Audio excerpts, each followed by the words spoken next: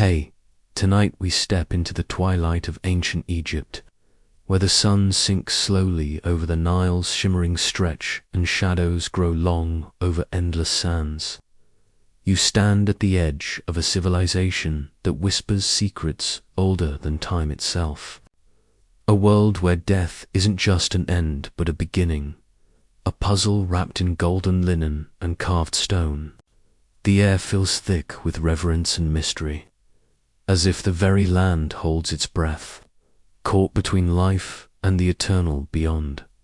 You'll probably learn a lot from this story, like why a culture so obsessed with the sun's daily journey, also fixated on the sun's own cycle beyond death. So, before you get comfortable, take a moment to like the video and subscribe. Press the notification bell to update many new videos.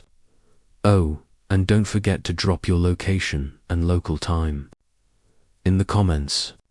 It's fascinating to see where in the world this journey reaches tonight. Now, dim the lights, maybe turn on a fan for that soft background hum, and let's ease into tonight's journey together. The Nile, vast and life-giving, stretches before you like a shimmering ribbon in the fading light.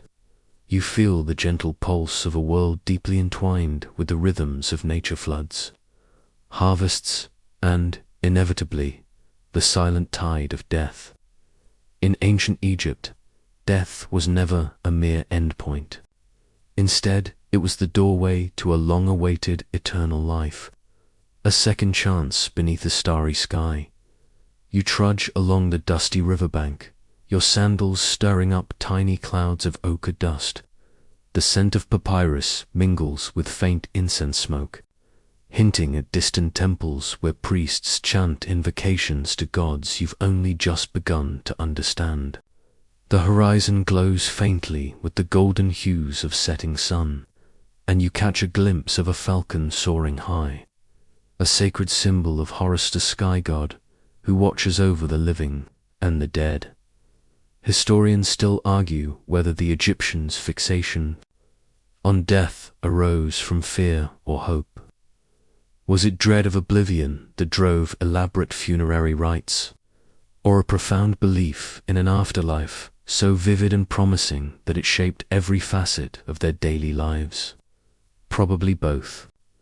The Egyptians didn't just accept death, they prepared for it obsessively, as if they were all passengers on an endless journey through the dark.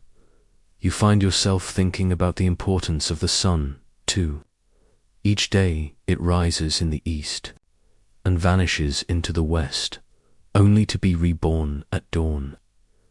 That cycle was more than astronomy, it was a powerful metaphor for life, death, and rebirth.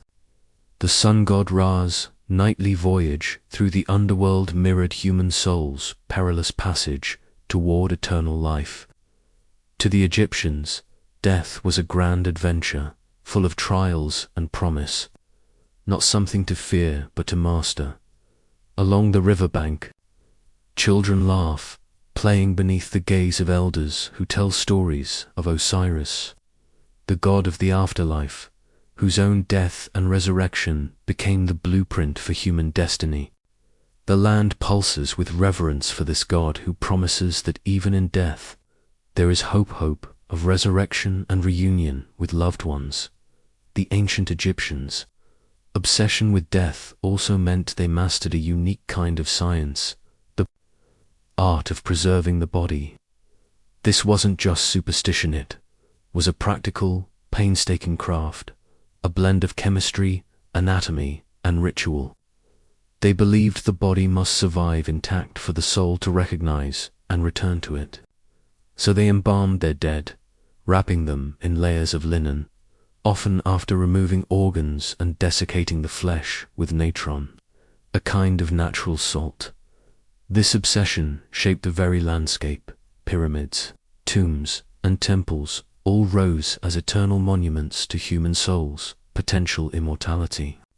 The Great Pyramid at Giza, a marvel of engineering, wasn't just a tomb, it was a stairway to the heavens, a cosmic beacon to guide the pharaoh's soul through the afterlife. And speaking of pharaohs, imagine the pressure of knowing your afterlife will be scrutinized for eternity. These rulers commissioned tombs bursting with gold and treasures, believing wealth and status in life would secure a favorable place in the next world. But not just pharaohs, commoners too crafted amulets and charms, praying to gods for protection in death and beyond. Here's a quirky tidbit.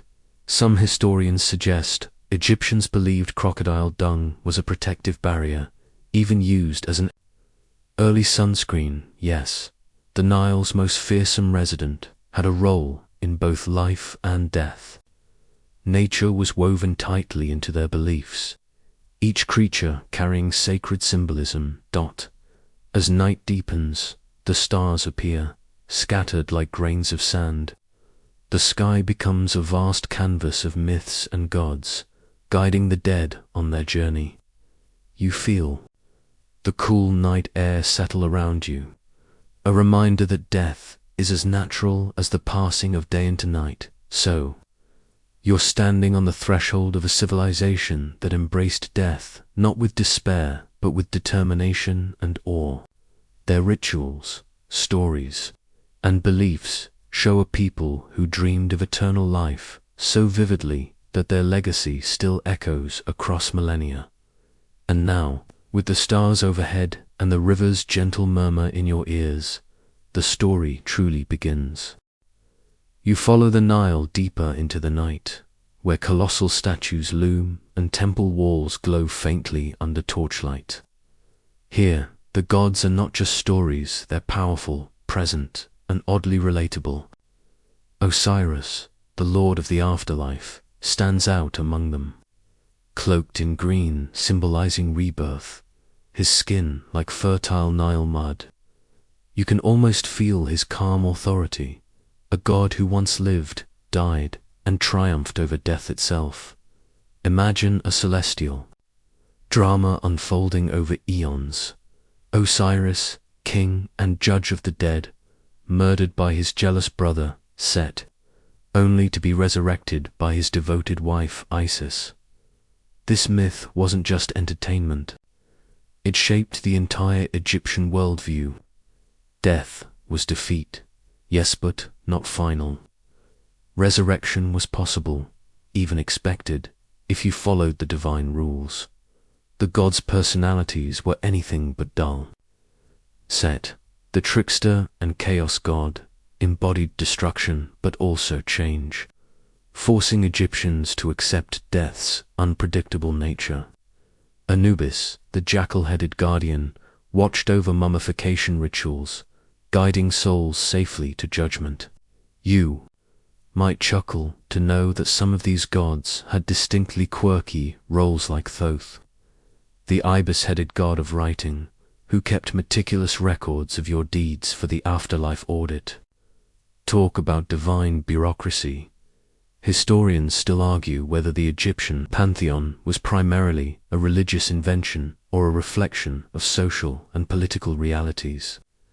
Did these gods evolve to control people's fears and behaviors, or were they expressions of genuine spiritual experience? Maybe a bit of both, because these deities shaped everything from government power to family life. Walking through temple corridors, you notice the elaborate hieroglyphs depicting scenes of gods granting eternal life to the worthy dead. The walls breathe with life, or rather afterlife stories. Souls triumphing over demons, riding boats across cosmic waters, or feasting forever in lush fields. These images weren't just decoration, they were blueprints, teaching the living how to prepare for death's ultimate journey, and the afterlife wasn't a lonely place. Gods acted like cosmic guides and helpers, ensuring no soul got lost in the dark labyrinth of the underworld. You might appreciate the irony here. While the Egyptians obsessed over preserving their physical bodies, they also put immense faith in these intangible, supernatural helpers. Quirky fact: priests sometimes wore jackal masks during mummification rituals, pretending to become Anubis himself. Maybe it was the ancient version of method acting, or a practical way to channel the gods' protective power by the way. It adds a bit of theatrical flair to the whole death business. You begin to see how Egyptian religion was a seamless blend of myth, ritual, and everyday practice. Gods were everywhere in the sky, the river, and even in your heart's hopes for what comes after. Their stories gave shape to fear, comfort, and the desire for eternal life. The sacred texts, like the pyramid texts, and later the coffin texts, are like whispered conversations between the living and the dead. They promise safety and success in the afterlife, but also warn of danger, reminder that eternal life was something to earn, not a given. So, you can almost hear ancient voices debating the exact nature of judgment and what deeds mattered most. It's humbling to realize that long before modern ideas of heaven and hell, Egyptians were already wrestling with the same questions. What happens after death? Who decides your fate? And can you cheat the system? As you leave the temple, you glance up at a star known as Sirius, whose rising marked the flooding of the Nile and the start of a new year. The Egyptians linked this star to the goddess Isis herself, symbolizing renewal and hope. It's like the cosmos itself was invested in their obsession with death and eternal life, and you, standing there in the cool night air, can't help but feel the weight of it, ancient gods, eternal promises, and the human longing to conquer the ultimate unknown. You find yourself drawn to a narrow street where the air smells faintly of herbs and resin, leading to a place where death meets science, or at least what the ancient Egyptians thought of as science. Here, in the shadow of soaring temples, mummification unfolds a strange mix of ritual, chemistry, and a dash of what we'd now call early embalming tech. Mummification wasn't just about drying out a body and wrapping it in linen. No, it was a sacred art, painstakingly perfected over centuries. The Egyptians believed that preserving the body was essential because the soul, or ka, needed a physical home to return to after wandering the afterlife. Imagine the stress of knowing that if your body rotted, your soul would be lost forever. No pressure, right? The process began soon after death, sometimes taking up to 70 days. First, the embalmers removed internal organs, stomach, and intestines each, treated separately. The brain was considered useless and often extracted through the nose, using hooked instruments. Yes, it sounds gruesome, but this was a carefully controlled operation, performed by priests who doubled as early morticians. One of the most fascinating facts is the use of natron, a naturally occurring salt mixture that dried out the body and prevented decay. It acted like a prehistoric desiccant, pulling moisture from the corpse's tissues. You could say the Egyptians were the original body hackers, combining nature and knowledge to cheat death itself. Historians still argue whether the precision of this process was consistent across all classes or mostly reserved for royalty and the wealthy. Some mummies show stunning preservation, while others look more like overcooked leftovers. The linen wrappings were another masterpiece. The body was swaddled in many layers, with amulets placed strategically to protect against evil spirits. Wrapping was both symbolic and practical-like, wearing your invisible armor into the afterlife. It was a long, careful dance, accompanied by prayers, spells, and offerings. You might smirk imagining embalmers mumbling incantations as they wrapped someone up like the ancient version of a mummy burrito. Here's a quirky detail. Sometimes embalmers coated the body in resin, a sticky substance that smells like a mix of pine and campfire. It acted as glue to keep the linens tight and also sealed out moisture. Not exactly your everyday spa treatment, but it definitely added a fresh pine scent to the tomb. The whole mummification ritual was overseen by priests acting as mediators between the living and the divine. They invoked Anubis, the jackal-headed god, who presided over embalming and funerary rites.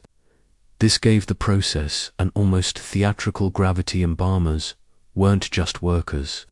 They were performers in a sacred drama with cosmic stakes. Common folk could sometimes afford simpler versions, like natural preservation in desert sands or quick burials with modest rituals. Yet the obsession with the body's survival was universal. Even animals were mummified: cats, ibises, crocodiles, because they were believed to carry divine protection or serve as spiritual companions in the afterlife. One open scholarly debate revolves around how much the Egyptians understood about anatomy and decay versus how much was faith and ritual. Did they grasp the scientific principles behind preservation, or was it all divine mystery? Probably a mix. They observed what worked and refined techniques, but the spiritual aspect was inseparable from the practical. You walk away thinking about how modern embalming owes a weird debt to these ancient pioneers. They were the original death obsessives, turning what could have been a macabre chore into an art form dedicated to eternal life.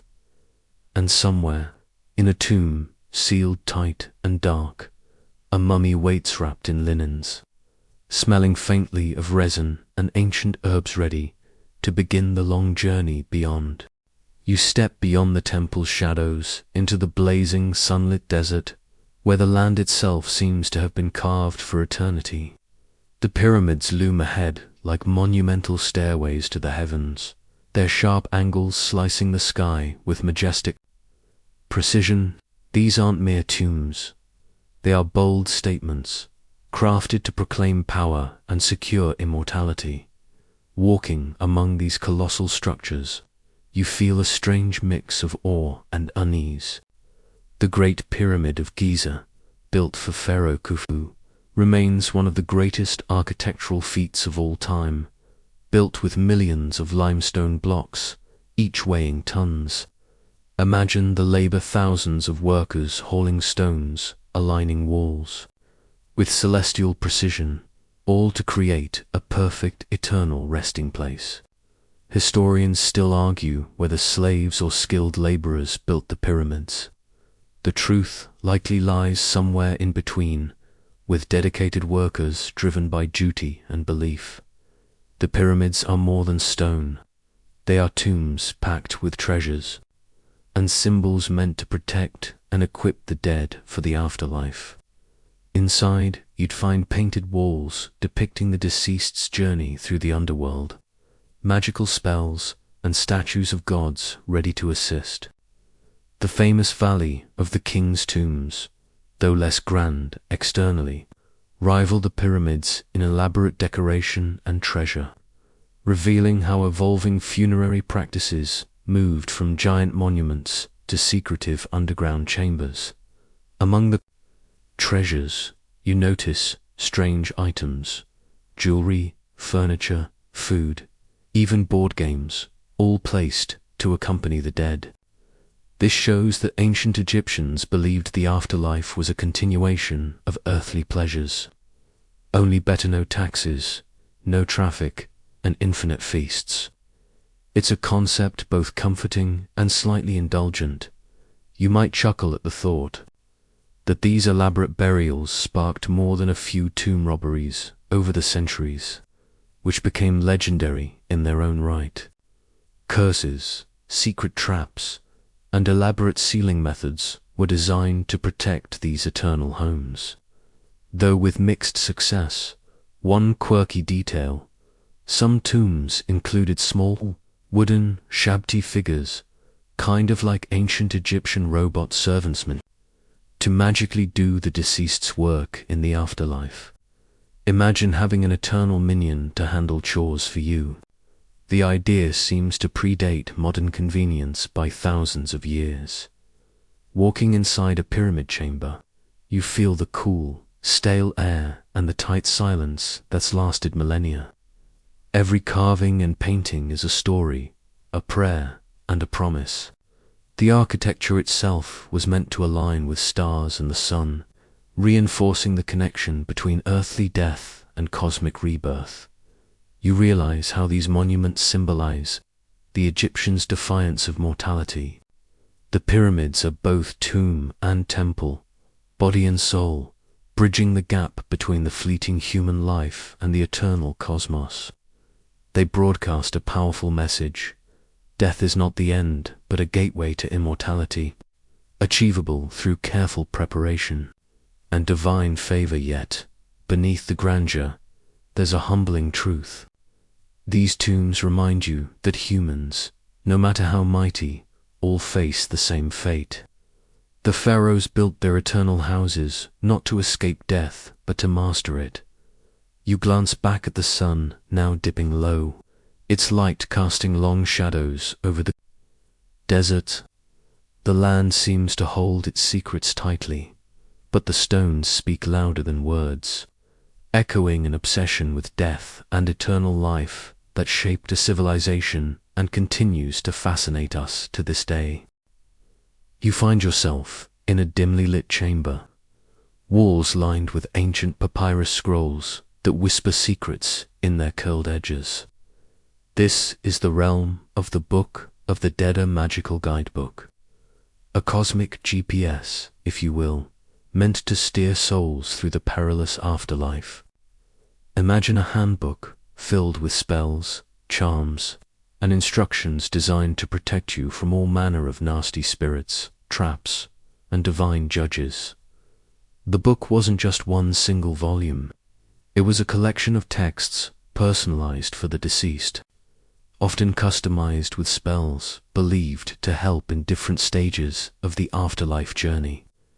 You might smirk imagining the ancient scribes working hard to write your personalized survival guide to eternity.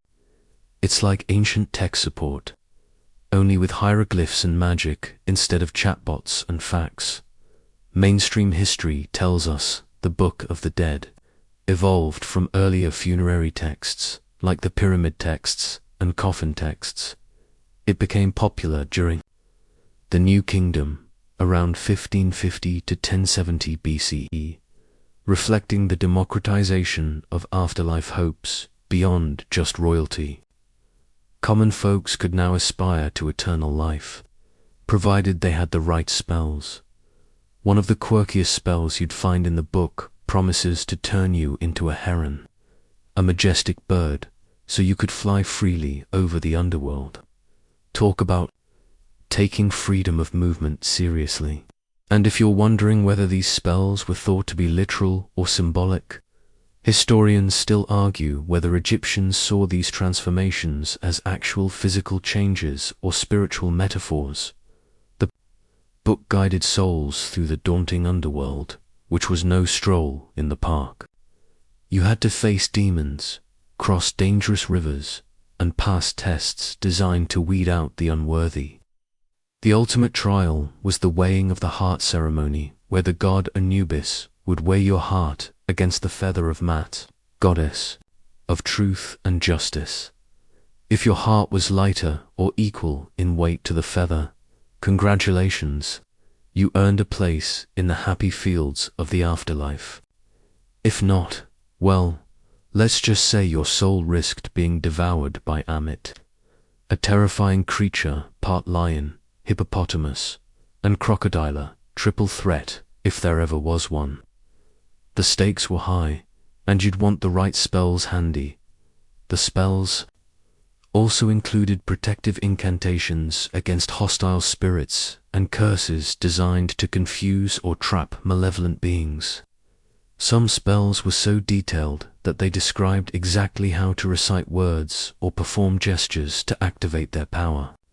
It's the ancient equivalent of a magical user manual, blending religion, superstition, and practical advice. And here's a quirky tidbit.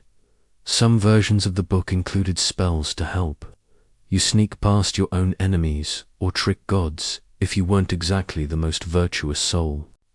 Because even the Egyptians had a soft spot for a clever loophole. After all, eternal life was worth a little rule bending.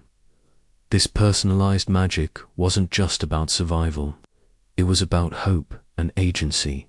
The Book of the Dead gave people a sense of control over the unknowable, a way to negotiate with the afterlife, rather than passively await their fate. This is a theme scholars often explore, whether the texts reflect genuine spiritual beliefs or a psychological need to conquer death through ritual. You can almost hear the voices of ancient scribes, carefully copying these spells, hoping that words would transcend time and secure immortality for the readers, who might be long gone but whose stories remain alive. So, as you stand surrounded by these fragile scrolls, you realize that the Egyptians' obsession with death was matched by an equally fervent obsession with preparation, arming the soul for every challenge on the path to eternity. You watch as the scene unfolds before you, illuminated by flickering torchlight inside an ancient tomb's hollow chamber. It's the moment every soul fears and hopes for, the judgment at the scales. Here your heart, that symbol of your essence and conscience, faces divine scrutiny in the presence of gods and cosmic laws. The tension is palpably: will you pass or be condemned to oblivion? The ceremony centers on Anubis, the jackal-headed guardian who carefully places your heart on one side of a scale. On the other side rests the feather of Mat, goddess of truth, balance, and cosmic order. You can almost feel the weight of the moment as the balance tips, with your eternal fate hanging in the balance. This isn't just symbolism. The heart was literally believed to be the seat of thought, emotion, and morality. Mainstream Egyptology tells us this ritual was crucial to the Egyptian afterlife belief system. A just and truthful life meant passing the test and gaining eternal life in the field of Ridza, paradisiacal mirror of earthly Egypt. But slip up, and the fearsome Amit awaits, ready to devour your soul and end your existence forever. No pressure. What's fascinating and bit quirky is the idea that you had to declare innocence of 42 negative confessions before the judgment. These were like a divine checklist of sins you had to deny, ranging from petty theft to more abstract crimes like I did not cause pain or I did not commit murder. You can almost imagine an ancient courtroom drama with you pleading your case before the gods. Historians still argue whether this judgment scene was more a moral ideal or a spiritual reality for the Egyptians. Was it a way to encourage ethical living, or did they genuinely believe their hearts were physically weighed? Either way, it's a profound expression of the human desire for justice after death. The ritual priests played a key role here, reciting spells and guiding the deceased soul through the process. It was both terrifying and, hopefully, final exam with eternal consequences. You might smirk, imagining a divine scale, ancient cosmic win, where even the gods had their version of no pressure. And there's the quirky tidbit. The heart had to be returned to the body after the weighing, so the deceased could live again in full form. But if the heart was found wanting, it was destroyed, sealing the soul's fate. Talk about your heart, literally making or breaking your afterlife. The scene you witness is more than myth. It's a mirror to our own fears about judgment and fairness. The Egyptians' vision of death is far from bleak. It's a moral adventure, where your choices, your life's weight, determine your place in eternity. As the ceremony fades, you sense how tightly woven the concepts of truth, justice, and eternal life were in the Egyptian soul. Death wasn't random or meaningless.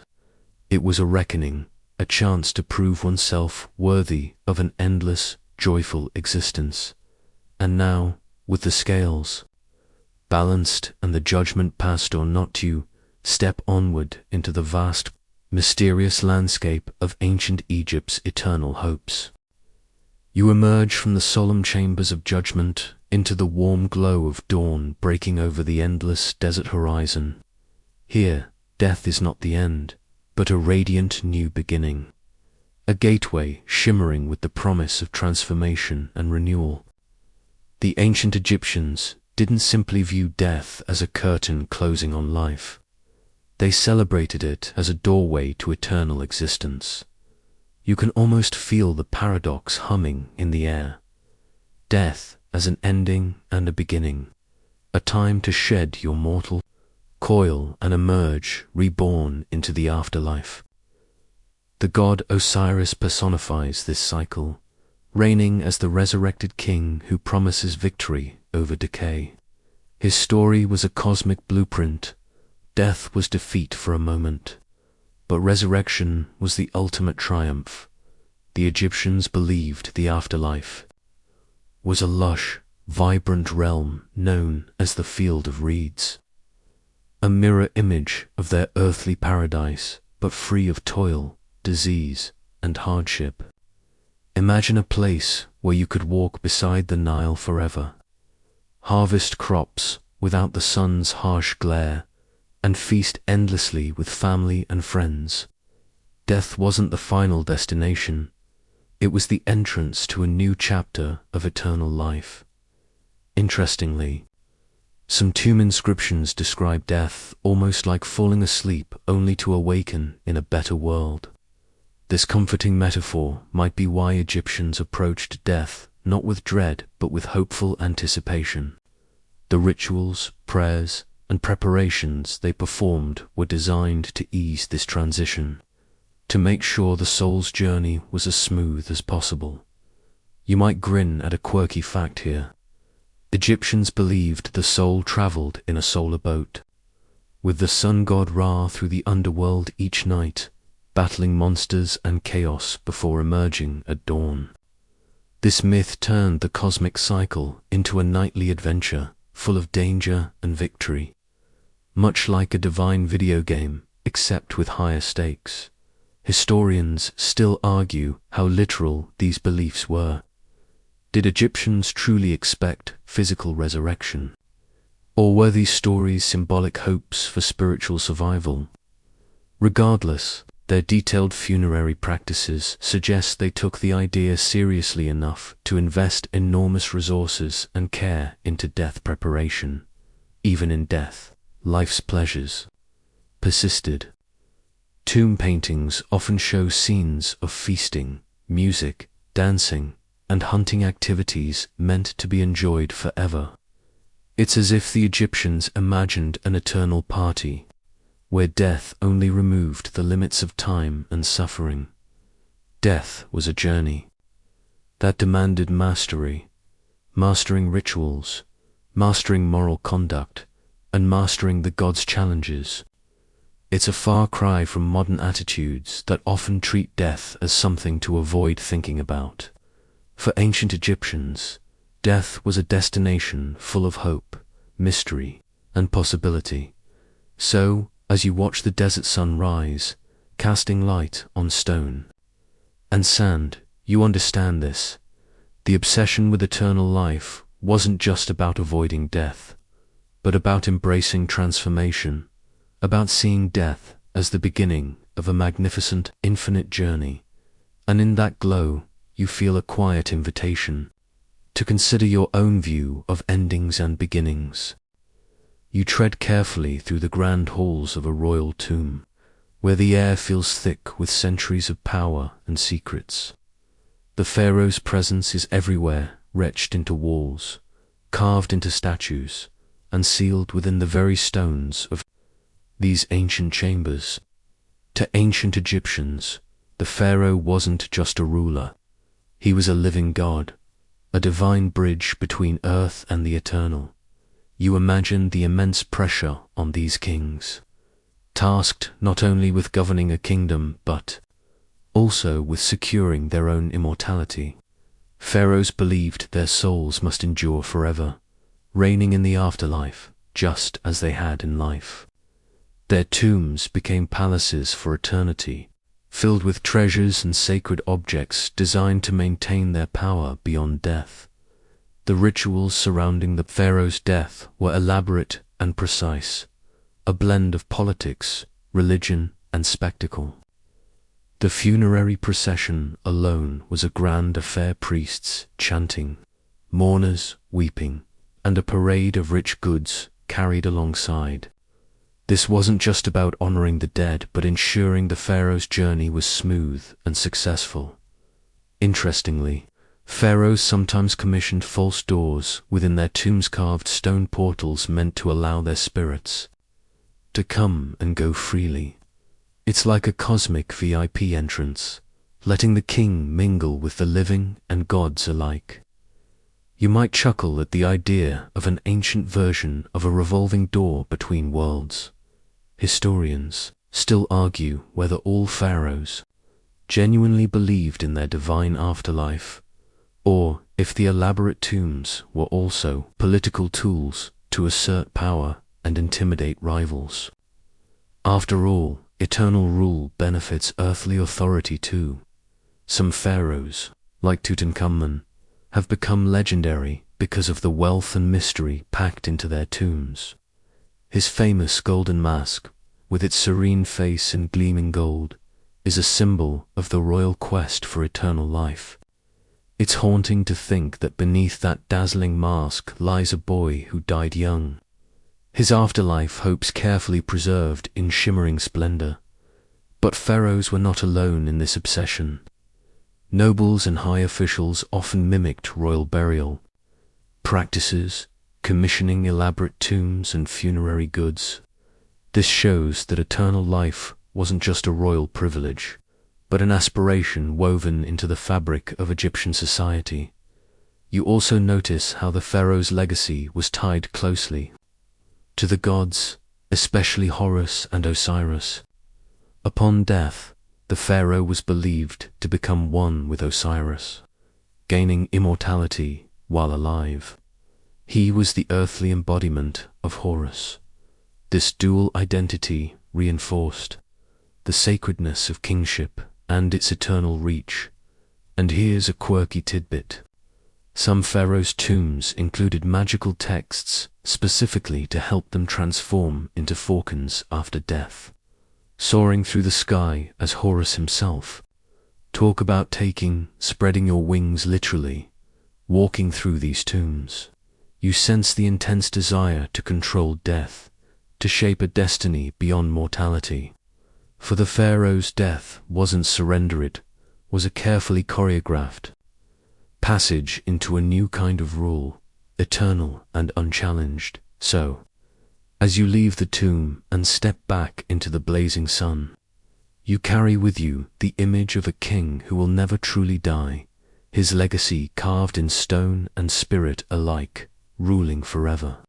In a realm beyond sight, you walk through a lively village just as dusk paints the sky in fiery oranges and purples, the warm scent of cooking fires mingling with the earthy smell of the Nile mud. Around you, the everyday hum of life pulses with an unexpected spiritual energy. In ancient Egypt, animals were far more than pets or beasts of burden. They were sacred messengers, divine companions, and even embodiments of gods. Your gaze settles on a sleek cat weaving between people's feet, a creature both adored and feared. Cats were especially revered, associated with the goddess Bastet, protector of the home and symbol of fertility and grace. It's amusing to think that while today's cats often ignore us with regal disdain, ancient Egyptians worshipped them, sometimes even mummifying their feline friends to accompany them into the afterlife. Yes, That's right, your cuddly tabby might once have been a divine guardian, wrapped in linen and placed in a tomb. But it wasn't just cats that held sacred status. Crocodiles, those fierce Nile inhabitants, were linked to the god Sobek, embodying strength and protection. Though terrifying, they were respected and even worshipped in some regions. You might shudder knowing people sometimes buried crocodile mummies in dedicated cemeteries, honoring these dangerous creatures as bridges between life and death. And there's the ibis, with its curved beak and stately posture, connected to Thoth, the god of wisdom, writing, and the moon. These birds were often kept near temples, and mummified ibis have been found in abundance, signifying their spiritual importance. Imagine a whole flock of ibis on duty, silently recording your deeds for the afterlife trial. Historians still argue whether Egyptians believed these animals housed actual gods or served more symbolic roles in their religious practices. Were cats and crocodiles considered literal incarnations of deities or sacred symbols to remind people of divine forces? The answer may vary depending on time and place, reflecting a complex relationship between humans, animals, and gods. You notice small amulets shaped like animals worn by villagers' tiny cats, scarabs, crocodiles, all meant to protect and empower the wearer. This everyday magic ties back into the obsession with death and eternal life. Animals weren't just symbols, but active participants in the spiritual world. Here's a quirky detail. Some priests kept live animals in temples, like sacred cats or snakes, treating them with the utmost care because harming these creatures was thought to bring divine wrath. Killing a cat, even accidentally, was a serious crime, punishable by death, a rule that might make you think twice before stepping on a whisker. The Egyptians' reverence for animals also influenced their art, literature, and mythology, weaving natural life deeply into their death beliefs. Death wasn't an escape from nature, but a transformation within its eternal cycles, where animals played essential roles as guides, protectors, and companions. As night falls and the stars begin to twinkle, you feel the quiet presence of these sacred creatures around you. Their watchful eyes seem to bridge worlds, connecting the living to the divine, the mortal to the eternal.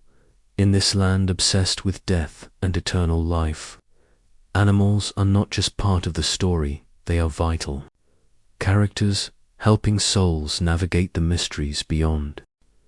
You're now walking through a bustling marketplace, surrounded by the lively chatter of vendors and the scent of freshly baked bread. Even here, amid the everyday chaos of trade and gossip, the ever-present shadow of death lingers. In ancient Egypt, death wasn't a distant, taboo topic, but a tangible, regular part of life, woven into family celebrations, festivals, and the rhythms of daily existence. You hear laughter from a nearby group preparing for the Festival of the Dead, a communal event where families gathered to honor deceased relatives. Offerings of food, drink, and flowers were made to welcome the spirits back home, a time when the veil between worlds grew thin. It's touching to think how the Egyptians kept their ancestors close, blending grief and joy in a way that feels both deeply human and profoundly spiritual at home. Families kept small shrines dedicated to the dead, with images and statues designed to sustain the memory and spirit of loved ones. You might find it interesting that children learned about death early, not through horror stories, but through rituals and stories that framed death as part of life's cycle. Even funerals were community affairs, complete with mourners wailing, priests reciting spells, and sometimes professional lamenters hired to amplify the grief. It sounds a bit like ancient reality TV, full of drama and emotion. The elaborate ceremonies reflected the belief that honoring the dead properly ensured their safe passage to the afterlife and protected the living from spiritual harm. Historians still argue how widespread these rituals were across different social classes. While nobles enjoyed grand processions, ordinary Egyptians participated in simpler but no less meaningful death practices. The obsession with death was a cultural constant, not limited to the elite. And here's a quirky fact. Some Egyptians believed that funerary feasts had to include specific dishes like roast goose or beer, which were thought to nourish the soul in the afterlife. Imagine preparing a family dinner with one eye on the living and the other on the eternal. Magic and superstition seeped into daily life, too. Amulets were worn not just for protection against evil spirits, but also to ensure a good death and smooth journey afterward. You might chuckle at the idea that wearing a tiny, scarab beetle pendant could be your best defense against the afterlife's nastier surprises. Death influenced even architecture and household items. Some homes featured small niches for offerings, and objects like funerary stelae served as reminders of mortality and hope. The Egyptians lived with death as a constant companion, not a distant stranger. Walking through this vibrant scene, you realize the Egyptian obsession with death was deeply practical and intimate. It shaped how people lived, loved, and remembered, intertwining life and death into a continuous, sacred dance. So even in the heart of daily life, death was never far away, was part of the air, the rituals, the stories, and the hopes that carried people through their days and into eternity. You find yourself wandering through a colorful marketplace lined with stalls selling jewelry, potions, and oddly shaped trinkets. Everywhere you look, there's an unmistakable buzz about magical objects, amulets, charms, and talismans designed to protect the wearer from the perils of death and the afterlife. In ancient Egypt, magic wasn't just superstition. It was woven into the very fabric of life and death. Imagine slipping a tiny scarab beetle amulet over your neck, a symbol of rebirth and protection. These little beetles were believed to roll the sun across the sky, mirroring the cycle of life and death. Wearing one was like carrying a miniature cosmic talisman, silently saying, "Not today, death." Amulets came in all shapes and sizes, each with its own special power, from warding off evil spirits to ensuring safe passage through the underworld. Priests and magicians wielded spells and rituals to activate these charms, blending religion with practical magic. You might smirk imagining ancient spellcasters mixing potions or whispering incantations, not unlike medieval wizards, but with a decidedly Egyptian flair. One of the most quirky magical practices involved the use of death bricks, specially inscribed blocks placed around tombs or homes to confuse or trap hostile spirits. These bricks were covered in protective spells and symbols, a sort of magical booby trap. Historians still argue whether these protections were taken seriously by the average Egyptian, or if they were mostly priestly theatrics to reassure the living.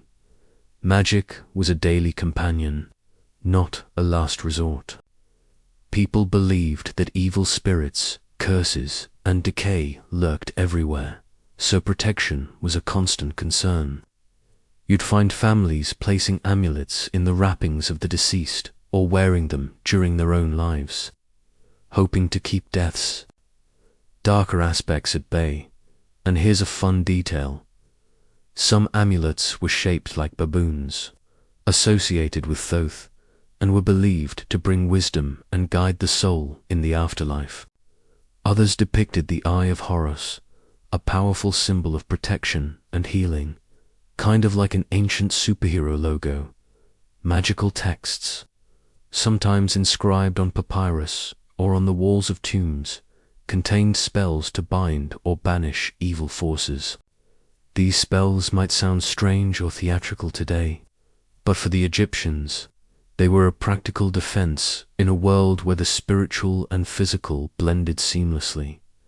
It's fascinating how this blend of religion, magic, and practical protection reflects a culture deeply obsessed with mastering death, not just through elaborate tombs or rituals, but through everyday objects charged with sacred power. As you pocket a small amulet replica from a vendor, you feel the weight of thousands of years of belief that magic, however subtle, was humanity's ancient way of saying, "I will not be defeated by death." You're standing in the shade of an enormous fig tree by the Nile, where storytellers gather to weave tales of gods, mortals, and the mysterious journey that follows death. Oral tradition was the heartbeat of ancient Egyptian culture stories, passed from mouth to ear, shaping beliefs about life, death, and what lay beyond. These narratives breathed life into rituals and inspired countless generations to face death with hope rather than fear.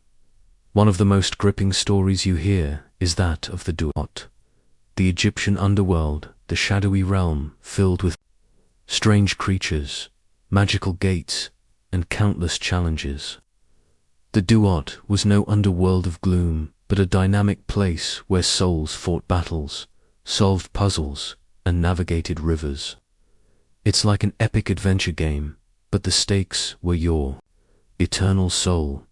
The sun god Ra's nightly journey through the Duat stands as a central myth. Every night, Ra battles the serpent, Apophis, the embodiment of chaos and darkness. If Apophis succeeds, the sun won't rise, and the world plunges into eternal darkness. You can't help but admire the dramatic tension, death and chaos versus life and order, played out nightly in the cosmos.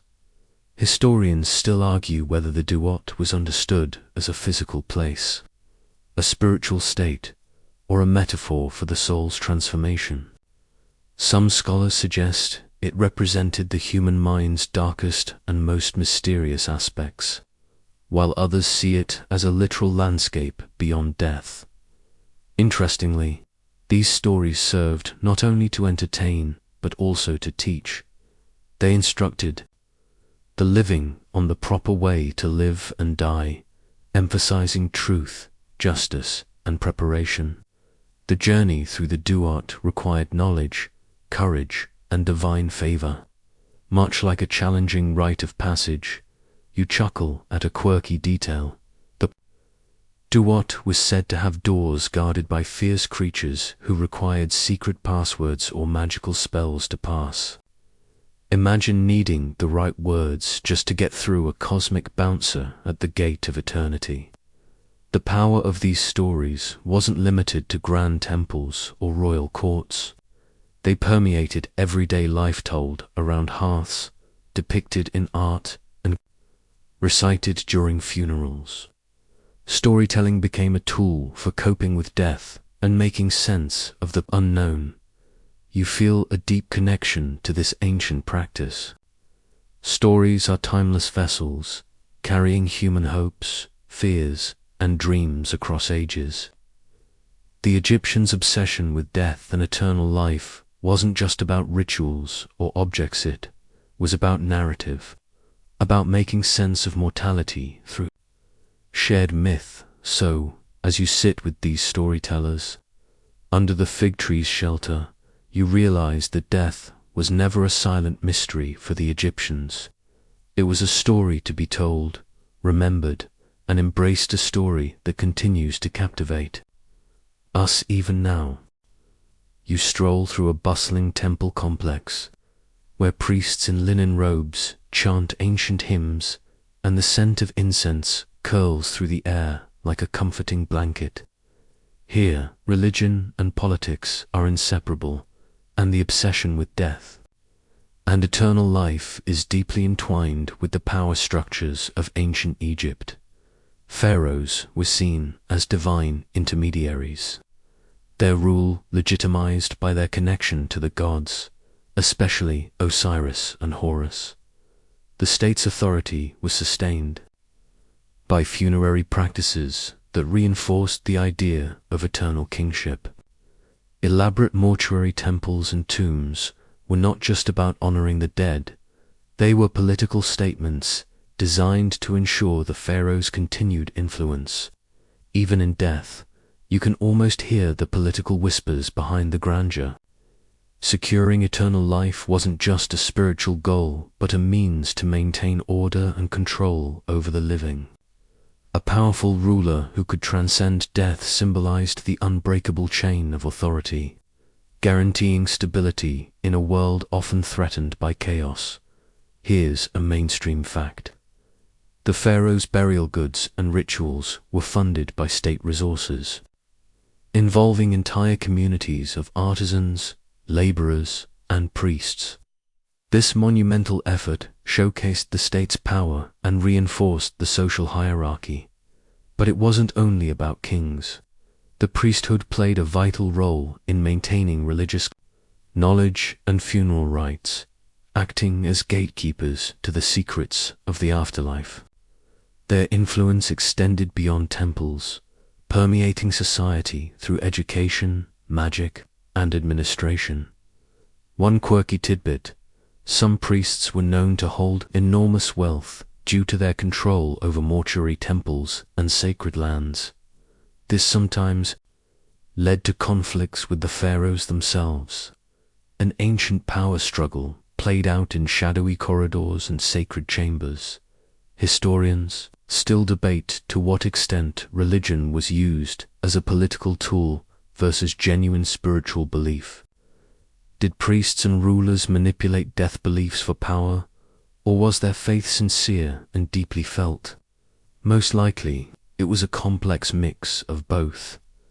You notice that the obsession with death also helped unify Egypt's diverse population.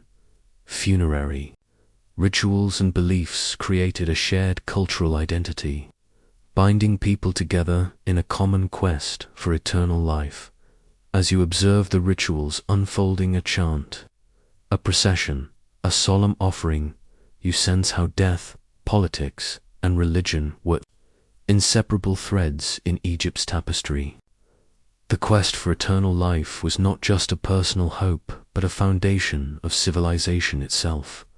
Walking away from the temple, you carry a newfound understanding. In ancient Egypt, the obsession with death was a powerful force that shaped every aspect of society, weaving immortality into the very fabric of life and governance. You find yourself wandering along the banks of the Nile at sunset, where the golden light flickers on the water like liquid fire. This river, lifeblood of Egypt, was more than just a source of irrigation and food. It was a symbol, a pathway, connecting life, death, and rebirth. The Egyptians' obsession with death was mirrored in their reverence for the Nile's eternal cycles. The annual flooding of the Nile was both a blessing and a mystery, renewing the land but also reminding people of nature's unstoppable rhythms. Just as the river died and rose each year, so too did the Egyptians believe souls must undergo death and rebirth. It was a cosmic dance mirrored in the world around them. You might find it fascinating that some funerary texts describe the soul's journey as sailing on the Nile through the afterlife, guided by gods and protected by spells. The river was a cosmic highway connecting worlds, a watery liminal space between mortal life and eternity. A quirky detail, the Book of the Heavenly Cow, a myth tied to the Nile's cycles, tells of the sun god Ra retreating into the sky on a celestial cow, signifying death and renewal on a cosmic scale. It's like the Egyptians' version of the sun taking a power nap before rising again. Historians still argue how much these natural phenomena influenced Egyptian theology. Was their belief in eternal life primarily a reflection of the river's cycles, or did spiritual ideas evolve independently? Most agree that nature's patterns deeply shaped their worldview. The Nile also played a practical role in death rituals. Bodies were transported on boats along the river to burial sites, and offerings were often cast into the water to honor the dead and nourish their spirits. You can almost hear the rhythmic splash of oars and the solemn prayers drifting over the current. You notice that many tomb paintings and texts emphasize the importance of water as purification and renewal. The Nile's sacred waters were thought to cleanse the soul and prepare it for the afterlife's challenges. As darkness falls and stars begin to shimmer, the river's surface seems to hold the mysteries of life and death, reflecting the Egyptians' eternal hope for rebirth. Their obsession with death was inseparable from their love and respect for the natural world, especially the river that gave them life. You leave the riverbank with a sense of awe, understanding that in ancient Egypt, death and the Nile were intertwined symbols of a never-ending journey, a testament to the enduring cycle of existence. You step into a shadowy sanctuary where statues of gods and goddesses loom with quiet majesty. Among them is Anubis, the jackal-headed deity who reigns over mummification and guides souls through the afterlife. You sense his watchful presence, a protector of the dead and an emblem of the obsession with death that permeated Egyptian culture. Anubis's role was critical. He was the divine embalmer, overseeing the intricate process of preparing bodies for eternity. Priests donned jackal masks in his honor, conducting rituals that balanced religious reverence with practical preservation. It's fascinating to realize that Anubis embodied both death's mystery and the hope of eternal life. A quirky tidbit: in some tombs, you'd find amulets shaped like Anubis, worn by the living and buried with the dead, acting as spiritual bodyguards to ward off evil. Imagine wearing a little jackal to keep bad vibes, weighing Shan's spiritual insurance. Historians still argue about the origins of Anubis's worship. Some suggest he was initially a local deity, later absorbed into the wider pantheon, while others believe his jackal form symbolized protection over cemeteries where jackals scavenged. Either way, his presence was essential in funerary rites. Anubis also played a key role in the weighing of the heart ceremony, guiding the deceased soul to justice and safeguarding the scales. His impartiality represented the delicate balance between life, death, and morality, an eternal judge and helper. The god's symbolism extended to architecture and art. You might notice depictions of Anubis painted in black, the color of fertile soil and rebirth, reminding us that death was also the seedbed for new life. This duality was central to Egyptian thought. You find it intriguing how Anubis, a god of death, was not feared but respected and even beloved. His role as a guide and protector offered comfort amidst the uncertainty of mortality. The priests' ceremonies invoking Anubis were both solemn and hopeful, reflecting the Egyptians' complex relationship with death, not as an end but as a transformation. A passage overseen by a trusted guardian, walking away from the sanctuary. You carry the image of Anubis not as a grim reaper, but as a compassionate guide, embodying the ancient Egyptian belief that death is a journey with guardians to light. The way this god story deepens your understanding of how the obsession with death was balanced by hope and care, making the afterlife a realm not just of fear, but of sacred possibility. You're wandering through an ancient necropolis, a city of the dead carved into cliffs and desert sands. The air is dry and heavy, carrying whispers from millennia past. Here, the obsession with death takes a physical form: the mortuary temples, and elaborate tombs that line the landscape, testaments to humanity's desire to be remembered forever. You notice the care with which these tombs were decorated. Walls are alive with vibrant paintings of feasts, gardens, and sacred ritual scenes, meant to sustain the spirit in the afterlife and offer comfort against oblivion. These images weren't mere decoration, but magical assurances that the deceased would continue to enjoy earthly pleasures forever. It's fascinating that some tombs include detailed depictions of the deceased interacting with gods, reinforcing the connection between human and divine. This wasn't just art, it was an active part of funerary magic, a way to keep the spirit strong and protected. A quirky detail: some tombs had false doorstone panels carved to look like entryways, believed to allow the spirit to come and go. You can imagine a ghost living behind a door it can open at will, the original exit strategy.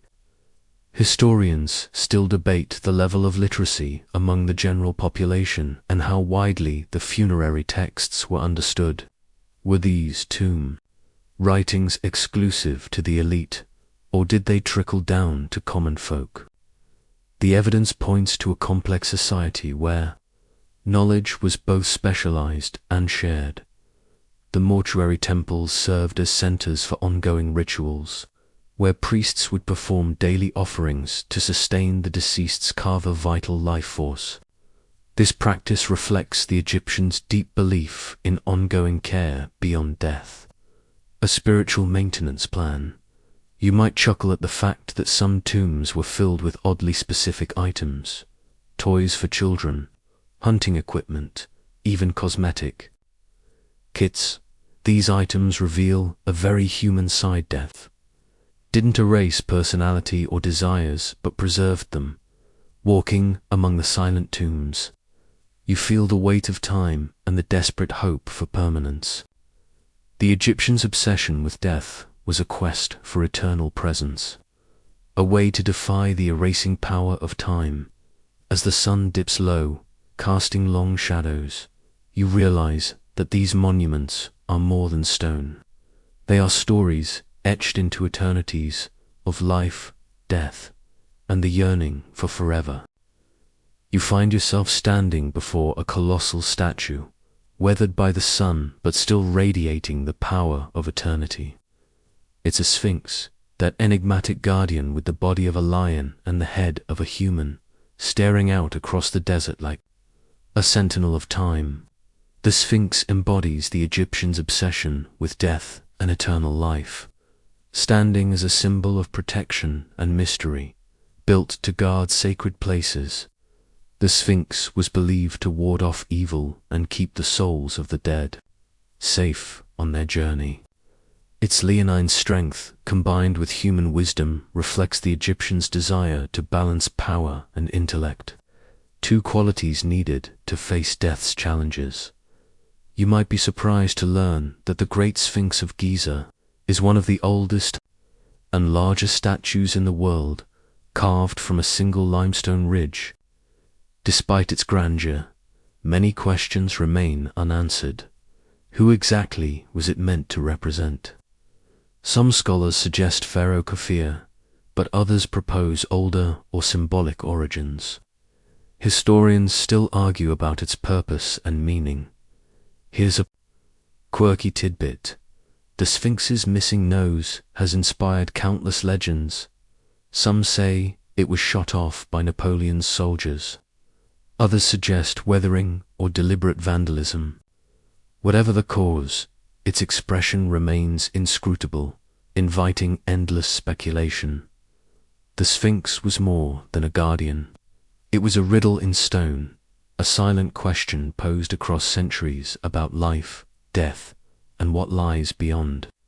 It reminds you that despite all the elaborate rituals and beliefs, death retains an element of mystery in funerary contexts. Statues like the Sphinx serve to protect tombs and provide a spiritual presence, ensuring that the dead were not left alone. They were physical manifestations of the divine, anchoring the eternal in the earthly realm.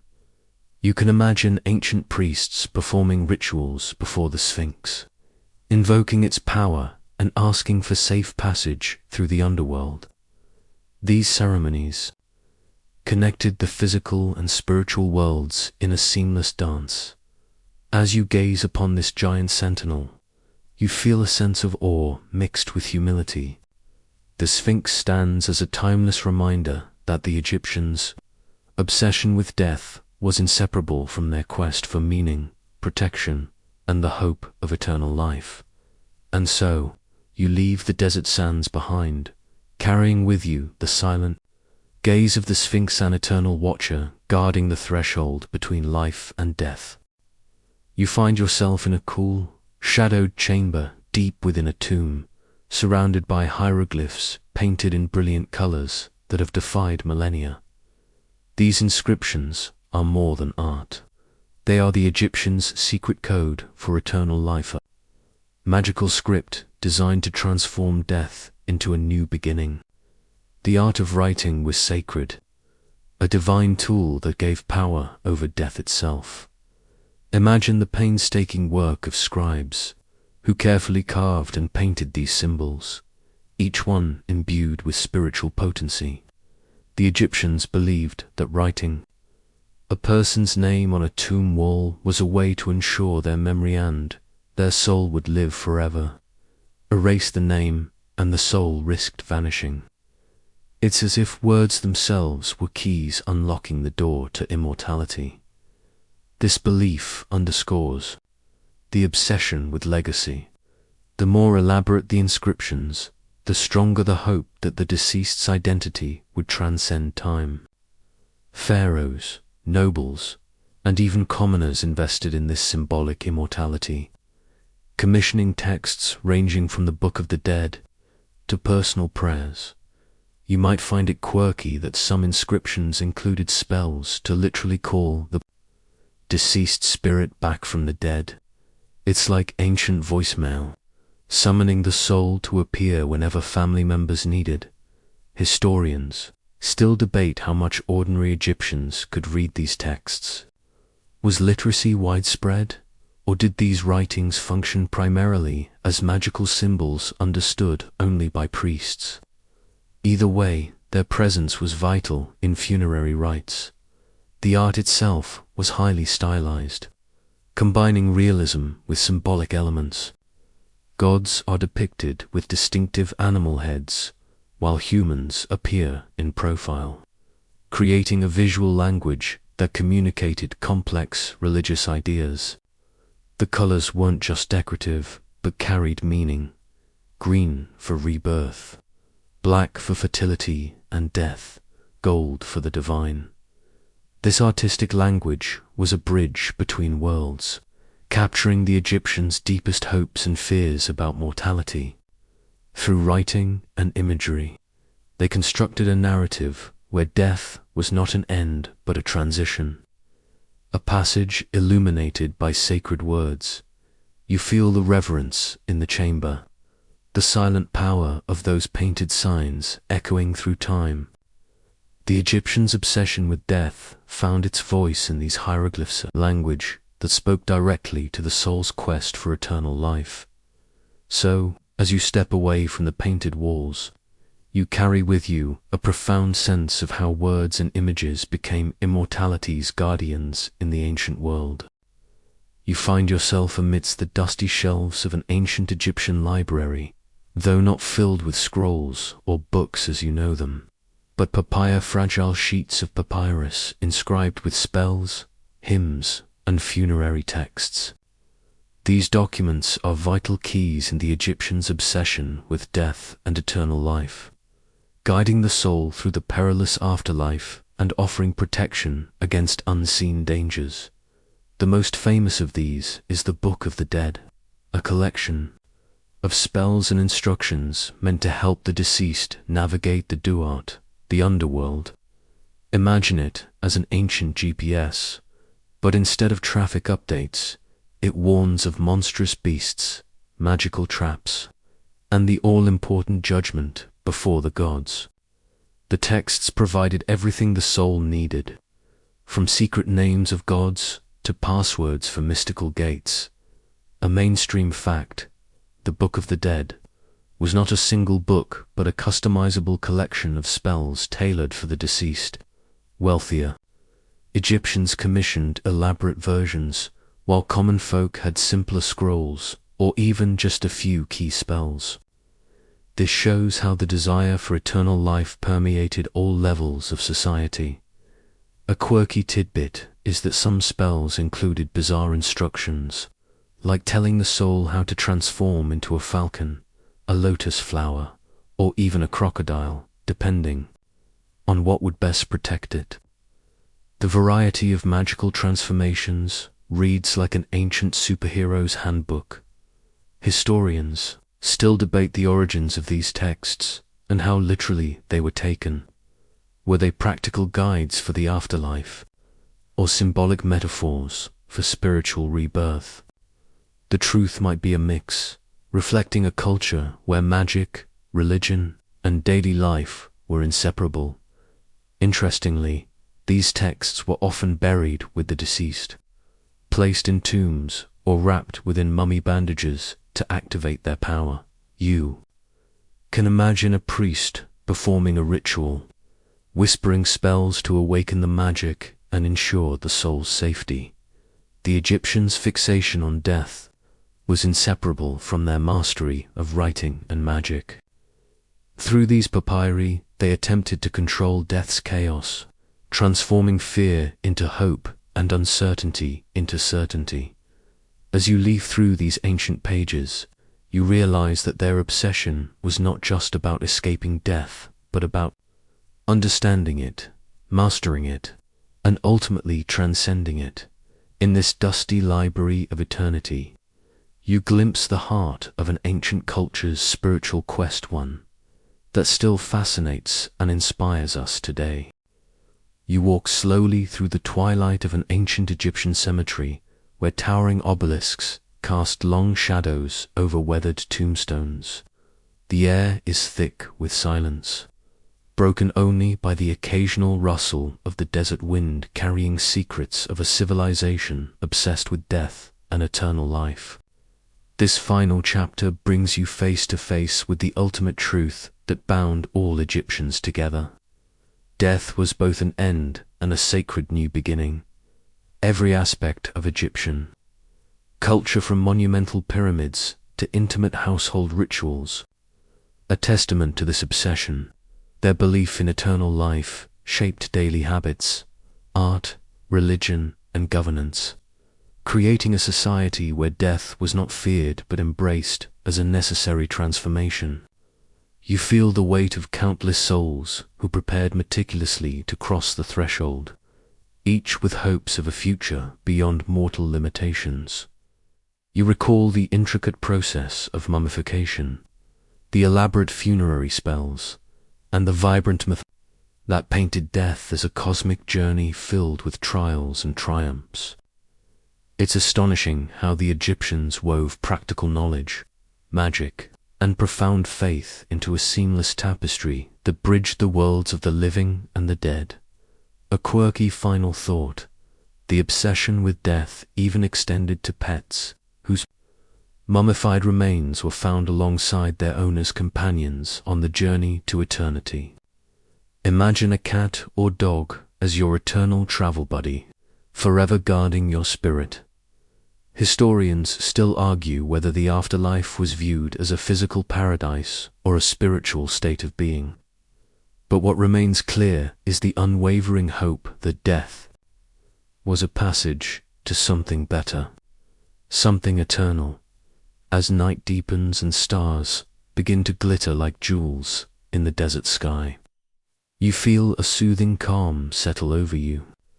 The Egyptians' fearlessness in facing death, their rituals, and their dreams of immortality invite you to reflect on your own journey. So now, as you prepare to rest, remember that death can be a gentle transformation, a bridge, not a barrier. The ancient Egyptians remind us that in embracing the mystery of death, we may find peace, hope, and a connection that transcends time. Now, slow your breath, soften your thoughts, and let the quiet settle like a soft blanket. The endless desert, the patient gods, and the eternal Nile cradle you gently. In this vast tapestry of stars and sand, you are part of a timeless story of endings, beginnings, and the endless flow between. Rest now, knowing that the journey continues beyond the veil, that life and death are threads woven into the same eternal cloth. The ancient Egyptians walked this path before you, and their hope lights the way. Good night, traveler. May your dreams be peaceful, your spirit unburdened, and your soul ever curious.